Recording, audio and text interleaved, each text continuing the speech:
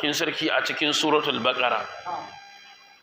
sai da yace inna fi khalqis samawati wal ardi a cikin halittar sammai da ƙasai ɗaya kenan ɗan adam duk yadda Allah subhanahu wata'ala yi shi a wasu munasabobi kwanan nan nake cewa akwai wani likitan ido da yake faɗa mu yanzu bature duk wani abin hawa da zai mai fitila ka san dama in gari ya waye inda rana ne duk wanda kaga ya kunna fitilan mota to ka san wata matsala ce ta faru saboda da rana ba a bukata amma dan adam a ce yadda yake bukatan ya gani da rana da daddare ma yana bukatar wa gani to yace Allah ya sa wa dan adam cin ganin dogon zango da karami shine full da dim yace abinda Allah ya sa a idan dan adam yace wallahi yafi miliyan 1 wannan wani likitan ido nake faɗa min wannan kuma yanzu ka kalli dan adam in aka sa shi a skeleton irin abin da ke kansa na wayarin din da Allah ke ajiyewa na jijiyoyi ka san wallahi babu wani halitta ba wanda ya isa irin wa'annan abu ka duba haka wani lokaci ai zaka ga idan mutum yana samun matsala ne kaji an ci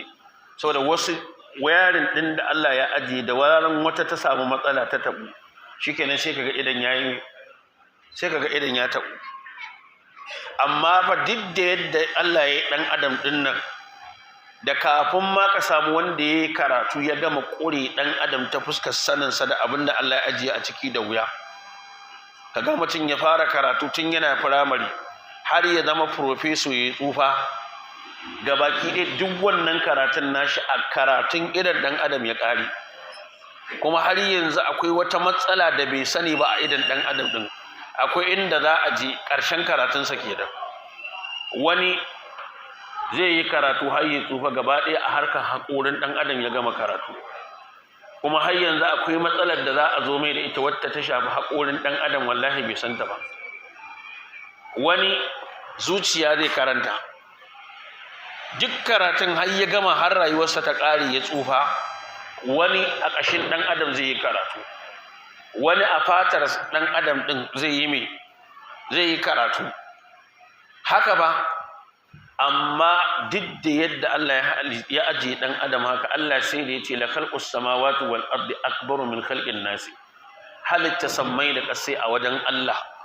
ya fi girma sama da halitta dan adam a wajen Allah to sai Allah ya fara ce inna fi khalqis samawati wal ardi a cikin halittar sammai bakwai da ƙasai bakwai ƙasar nan da muke takawa guda bakwai ce ai galibi sai dai kaji ana cewa an tafi sama ku baka ji ka ce an yi ƙasa ba har yanzu ba wanda ya taɓa zuwa yi ƙasa ya yi nutso ya ce mana ya gano ƙasa ta ɗaya daga ƙasa ta ɗaya ya yi ta nawa ya yi ta biyu ɗan adam ne da shishigi dama sai ya tafi sama sai ce yana neman sama ta ɗaya ga ƙasa nan wacce tafi kusa da shi ya yi ƙasa ya nemo mana ina ne ta ɗayan ya gano mana ta biyun da ta bakwai har yanzu masu binciken ƙasa ba wanda ya taɓa ce maka ya gano ƙasa ta bakwai amma kuma yadda Allah ya faɗa mana cewa a Qur'ani guda bakwai ne kaga ai mun yadda guda nawa ne guda bakwai ne ƙasai din to saboda babu wanda ya san yadda aka yi shi yasa kaga Allah ya ce wal arda farashnaha ƙasa mu ne muka shimfita dan inji Allah sai ce fa ni'mal mahiduna ma dalla da mu da muka shimfida ƙasa shi yasa yana cikin abin da Allah madaukakin sarki ke faɗa mana a matsayin ni'ima yace alam naj'al al arda mihada ashe ba mu bane muka shimfida muku ƙasa shimfidawa inji Allah subhanahu wata'ala to kaga halittar sammai da ƙasai sannan wal fulkul lati tadri fil bahri bima yanfa'un nasa da jiragen ruwa da Allah ya aje dan su amfanar da mutane a teku yana cikin dalilan da dole ka yadda Allah ne ya aiko annabi ta yadda ya rayu a jaziratul arab amma yana baka labarin abin da ke faruwa a ruwa sannan wa ma anzalallahu minas sama'i min ma'in da abinda Allah ke saukarwa na ruwa daga sama fa ahya bihi al-ardha ba'da mautiha Allah ya rayar da ƙasa bayan ƙasar ta mutu sannan wa basa fiha min kulli dabbatin da abinda Allah ya ajiye na kowace halitta da take taka doran ƙasa tunda kun san a istilahin Qur'ani in ka kalla zaka ga galibi yakan yi itlaqin dabba a matsayin halittar da take taka doron ƙasa amma wani ka ce mai dabba yanzu rigima za ku ko kuwa an fahimta yi sannan wata sirifin riyahi ga sarrafa iska wasu sahabin musakkar bayan sama'i wal ardi Allah sai ce la ayatin liqaumin yaqilun to shi yasa malam yake cewa nan gurin wallahu ta'ala huwa wahdahu yudabbiru al-umura wa yusarrifuhu shi yake sarrafa al'amura wala yusharikuhu ahadun min khalqihi ba wani wanda yake musharaka da Allah wajen wanda za a ci sanda Allah ke gudanar da abu in babu shi ba zai taɓa yiwa ba to shi yasa da zaran aka haɗa mutane da Allah suka san Allah to shikenan al'umma za ta zauna lafiya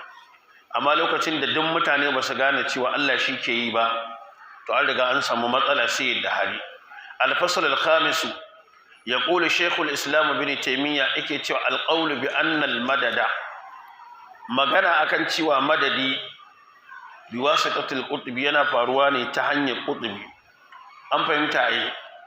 kufurin sarihun yustatabu minhu sahibuhu wannan kafirci ne a fili wanda ke faɗar wannan magana to ana neman ya tuba fa in taba in ya tuba shikenan wa illa qutila za a kashe shi a matsayin haddi an fahimta ai me ta ina za mu gane yake cewa ya ƙuli shekul islam ahmad bin abdul halim ibn taymiya wa amma su'alu sa'il an qutubi amma tambayan mai tambaya dangane da qutubi al-gaws al-fard al-jami gausi wanda yake shine fardi jami'i fa hada qad yaquluhu tawa'ifun min an-nas wannan wasu ta'ifa na mutane suna faɗa sa yufassirunahu suna fassara shi bi umurin batila da wasu al'amura na fi dinin islam a cikin addinin musulunci misali tafsiri ba'dihim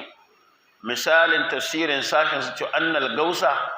shi gausi huwa alladhi yakunu madadul khalaiqi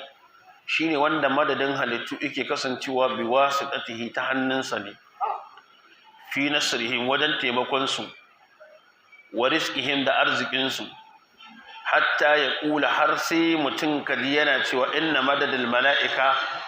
madadi da mala'iku ke samu wa hitanul bahari da kuma kifayen da ke cikin teku bi wasitatihi ba za su same shi ba sai ta hanyar shi wato wannan kudubin sai ce fa hada min jinsi qaulin nasara wannan yana daga cikin jinsi na maganar nasara fil masih alaihi salam akan lamarin annabi isa wal gariya da kuma waɗanda suke wuce gona da iri fi ali radiyallahu anhu akwai wani littafi na so in ɗauko shi mantawa ne da na zo da shi ya rubuta shi akan cewa ayoyi guda 1000 da suka sauka a Qur'ani akan sayyidina ali to bayan da ya kawo alif lam mim zalikal kitabu la raiba fihi kun san cewa ɗan shi'a suna fassara zalikal kitabu la raiba fihi alkitabu alladhi la raiba fihi shine sayyidina ali anya kuna ganewa kuwa alkitabu alladhi la raiba fihi sai ce shine sayyidina ali to sai wani malami shi ma yazo ya littafi mujalladi 3 yace ayoyi 1960 da wani abu duk akan sayyidina ali suka sauka malam inda ba dan na manta ba da nazo da littafin in na karanto muku wasu abubuwa nan da kun sha mamaki to duk wata sifa da ka san wannan ta Allah ce ban san wata sifa da ta rage ba wacce basu ba sayyidina ali ba sun ce sayyidina ali yana da wannan sifa wallahi ban sani ba kuma in Allah ya yarda tunda dai karatu ake yi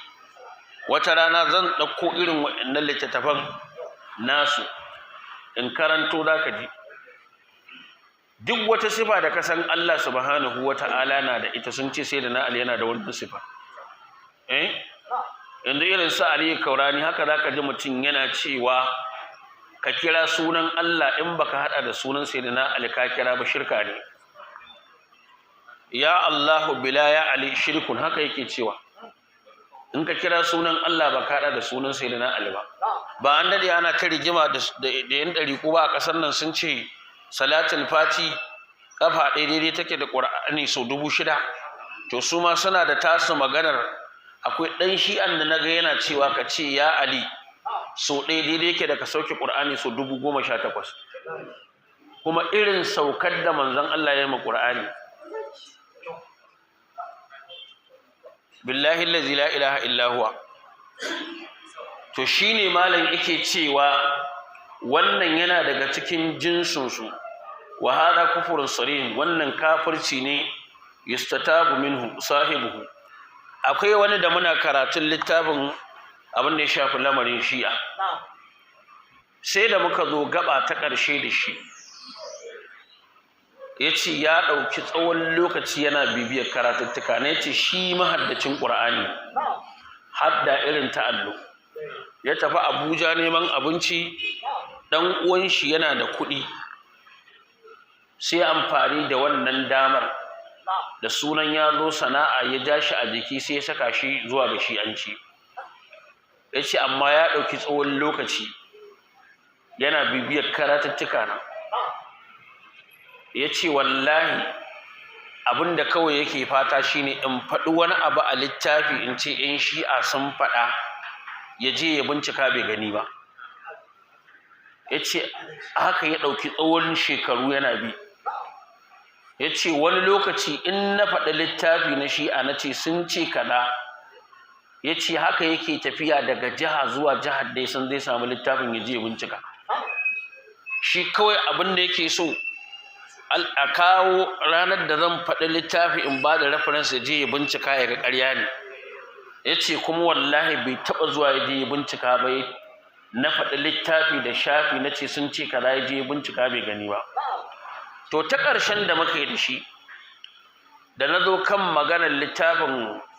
wato Al-Hashim Al-Bahrani Al-Burhan fi tafsir Al-Qur'an karkashin fadin Allah ta'ala inna alaina iyabahum summa inna alaina ko inna alaina iyabahum summa inna alaina hisabahum sai na ce a nan gurin abinda ƴan shi'a daga cikin fassarar da suka yi me ma'anan inna alaina iyabahum inna ilaina iyabahum ko inna ilaina iyabahum me ma'anan inna ilaina iyabahum kaga halittu gabaki ɗaya wajen wa za su koma wajen Allah ko summa inna alaina sanan waye zai musu wa hisabi to sai na ci a cikin wannan tafsirin Al-Burhan fi tafsirul Qur'an ɗan shi'a sun fassara cewa inna ilaina iyabahum cewa iyabul khalqi ilaikum